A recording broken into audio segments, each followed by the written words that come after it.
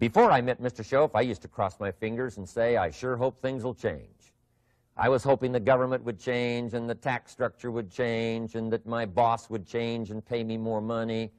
I was hoping that, you know, economics would change and prices would come down, and I was hoping that circumstances would get better.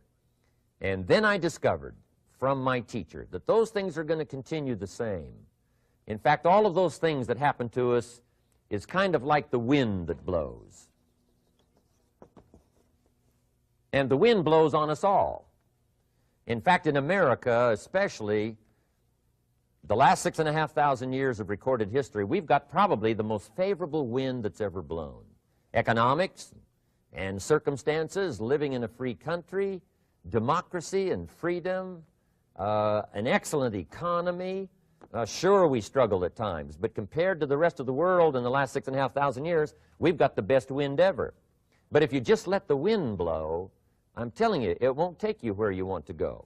All of us must use this wind to take us to the dreams we've got, to the equities we want, to the money we want, to the income we want, and to all the things we want our life to have. This is where we want to go, and we've got a good wind, but we must not leave our future just to the wind, just to the economy, just to the structure of the way things are happening today. Here's what we must learn to do, and that is set a good sail. And if you'll learn to set a good sail, and that's what my teacher taught me in those early days. He said, Mr. Rohn, the wind is going to blow however it's going to blow. Politics are going to be politics, and the economy is going to be the economy.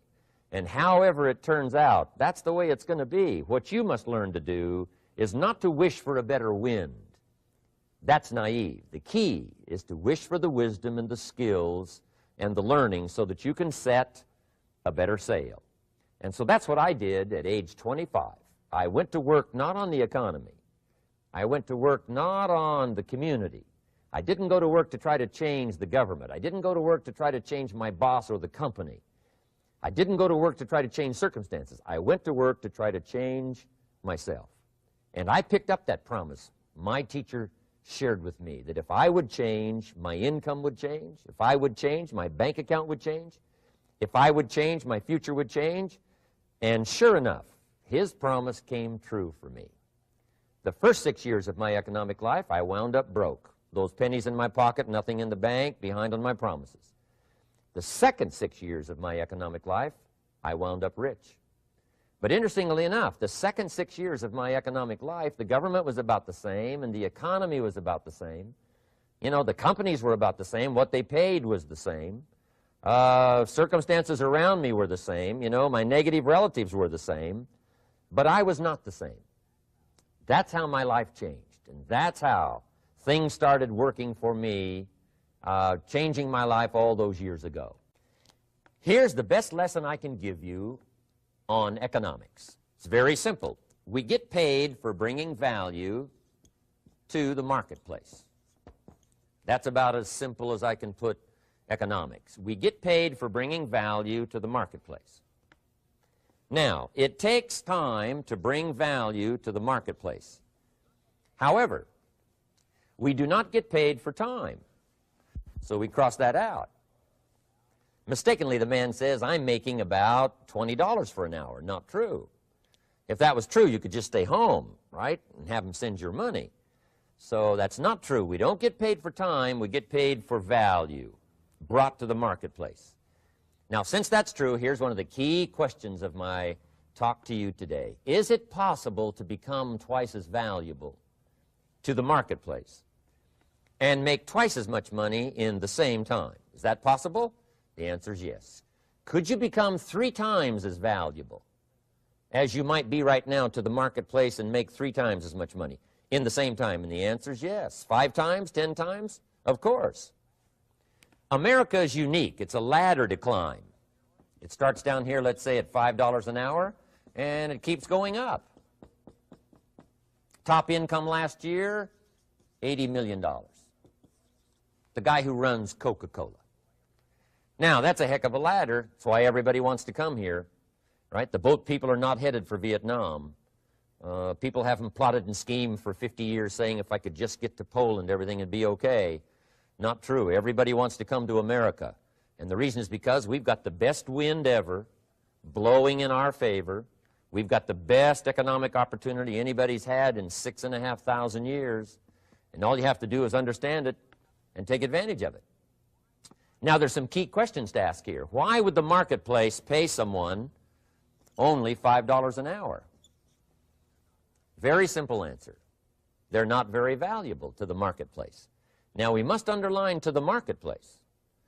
This person might be a very valuable brother, yes. Member of the family, valuable, yes. Valuable member of the church, of course. Valuable citizen of the country, yes. Valuable in the sight of God, no doubt. We're all of equal value in the sight of God. But if you're not very valuable to the marketplace, you don't get much money. You say, well, it shouldn't be that way. Well, then you got to start your own country. You know, this one's been in process for 200 years, and this is the best we've been able to come up with so far. But here's the key. You don't have to stay here.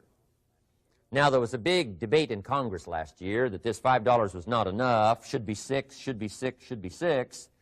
But we don't need legislation. 6 is already on this ladder. The next step up. You know, if you work for McDonald's, they'll pay you $5 an hour to take out the trash. If you whistle while you take out the trash, they'll pay you $6 an hour. So we don't need that legislation. You just need to take lessons on how to whistle. Have a good attitude. Now, as you begin to climb this ladder, why would the marketplace pay some people $50 an hour? Answer, evidently, they must be more valuable to the marketplace. 10 times more valuable. And is that possible for someone to be 10 times more valuable and earn $50 an hour instead of 5? And the answer is yes. That's what America is all about. Now, why would the marketplace pay some people $500 an hour? Evidently, this person must be much more valuable to the marketplace. That's what's important to understand, to the marketplace. And would the marketplace pay one person $80 million for 1 year's work? And the answer is, of course. If you helped a company make $1 billion, would they pay you $80 million? I'm telling you, it is possible. And that's why America is so exciting. That's why this financial ladder is so exciting. It's possible for all of this to come true for all of you, no matter where you start. As a student in school, just getting started out there in the workplace, this is all possible for you. Now, Mr. Schoaf gave me the clue on how to climb this ladder as high as I wanted to climb. Now, we're talking primarily economics here. There's a lot of other ways to become valuable to your family, valuable to your friends, valuable to the community, valuable to the team, right? Valuable to the team effort, valuable to the concert. But here's what he said to me. In climbing this ladder economically, all you have to do is work harder on yourself than you do on your job. Once I heard that, it made sense to me. I kept hoping that everything else would change around me, found out that if I went to work on myself, worked on my skills, worked on my language, if I became better than I was each year, if I grew in skills and language and vocabulary and competence, then I would become attractive to the marketplace. Not very long ago, a company called me and said, Mr. Rohn, we're expanding internationally. We'd like to have a bit of your expertise to help us. Would you give us a bit of your time? We'll add some millions to your fortune. And I said, okay. And I thought later, isn't that interesting? They would call me. Then my second thought was, of course they'd call me. Who else would they call? I can get the job done. Now, what a contrast for me, farm boy from Idaho, raised in obscurity, parents of modest means, broke when I was 25. How come I would get a telephone call and someone offer me a lot of money to help them in expanding around the world? Simple answer, evidently.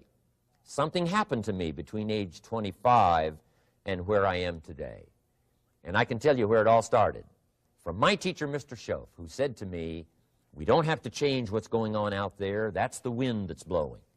All we have to do is change what's going on in here. And now there's several ways to do that on personal development. And let me give you those ways. Here's the first one. We must learn from personal experience. Pretty simple. Learn from what happens to you. Take a look back over the last few months. Did you make some mistakes? How could you correct those for the future? Take a look back over the last year. Have you done it right or done it wrong? Let's correct it for the next year. Learn from your personal experience. Mr. Schoaf asked me when I first met him, he said, Mr. Rohn, how are you doing? You've been out there now 6 years. And I said, I'm not doing very well. He said, I suggest you not do that anymore. What a simple, swift analysis to my situation. He said, if you keep doing it, the next 6 years will be like the last 6. You don't want that to happen. Let's make the changes. So learn from your personal experience. Now, here's number 2, why I came to share this video experience with you today. And that, I call it OPE, other people's experiences. That's me, other people. That's your teacher, other people. That's your friends and colleagues, other people. The people you meet that can pass along to you their experiences, what's happened to them, the mistakes they made, how they corrected them, how they changed their health and changed their bank account and changed their income and changed their future. That's it, other people. Now, there's 2 kinds of people to learn from. One is failures. It's too bad failures don't give seminars, right? That would be valuable. Bring your notebook. Have them tell you how they lost it all and threw it all away, threw their health away and threw their friendships away and things didn't work out well. That would be valuable. But now then we must also learn from positive, people that have done well. They've got the health, and so we ask them, how did you become so healthy? They've got the skills, so we ask them, how did you become this skillful? They've got the income, so we ask them, how did you get here in such a short period of time? So now here's what's important in personal development. In learning from other people, we learn, number 1, by observation. We learn what we see. We watch people that are successful in what they do. In sports, we watch their disciplines. In business, we watch their disciplines. By observation, what we can see. The reason I created this video is something that you could see someone's experiences translated for you. Second, we learn by what we hear. I've got some of my lectures on cassette tapes, so you can take them with you wherever you go and learn by listening. Turn your car into a mobile classroom and listen. And then listen to the sermon on Sunday morning. Listen to the lectures. Listen to the teacher. Listen to someone who's got something good to say. And then number 3 is vitally important on personal development, and that is read all the books you can possibly read in your lifetime. Mr. Schoaf got me started on my library. I've got one of the better libraries. Haven't read everything in it, but I feel smarter just walking in it, my library. At least I was smart enough to buy it. Now I got to be smart enough to read it. And then, of course, I got to be smart enough to decide what's valuable and then do it. But this one is very important. Become a good reader. Some books that helped change my life. Mr. Schoaf recommended, of course, the Bible. And my parents made sure I was a pretty good scholar by the time I was 18. That's been so beneficial for me, drawing from those illustrations, reading about those stories, people who made it and people who didn't make it and what the difference was. And then other books that helped to really change my life. One called Think and Grow Rich by Napoleon Hill. And then a book that helped me become financially independent by the time I was 31. And that book is called The Richest Man in Babylon by George Clason. And I'm going to share a little bit of that book with you when I get to financial independence today, our 3rd subject. But I started reading the books, attending the classes, making sure that I got in front of people that had something good to say. And then I started keeping a journal. One of the major things my teacher taught me was to keep a journal. He said, don't trust your memory. If you hear something good, just make a little note and write it down. Now, at first I took, notes on pieces of paper and torn off corners and backs of old envelopes. And it didn't serve me well, thrown in a drawer. Then I learned to keep a journal, a bound copy of all my notes. So I would suggest you do the same. Things that impress you, a poem that impresses you. When you attend a class, some of the ideas that impressed you, jot them down. You read something in a magazine, right? Some ideas. Take those out, put them in your journal. Keep a good journal the rest of your life. This will serve you well. My journals make up a significant portion of my own library. And if you saw my library and saw my journals, I tell you what you'd have to say. This is the library, and these are the journals of a very serious student. No wonder Mr. Rohn is invited to lecture and speak on his experiences around the world. So I want the same thing to happen to you. Value captured that you can resort to later, go back over it and review it, and let it become valuable to you. So that's my first subject, personal development. Work harder on yourself than you do on your job. Develop the skills, learn the lessons, take the classes, absorb all that is being taught to you these days. And then later on, of course, you can sort it out, what's valuable to you and how to refine it for your business and for your life and for your future. But the main thing is to get it and start this process of personal change, personal development. And let me say it one more time. If you will change, everything will change for you. You'll never be the same. You'll keep growing. As you look back on a few months, look back on a few years, you won't believe the progress you can make. Economically, your relationship with your family, your friends, and whether you're in sports or economics or whatever, I'm telling you, that whole process of committing yourself for personal change, personal value, can really make your life unique and worthwhile.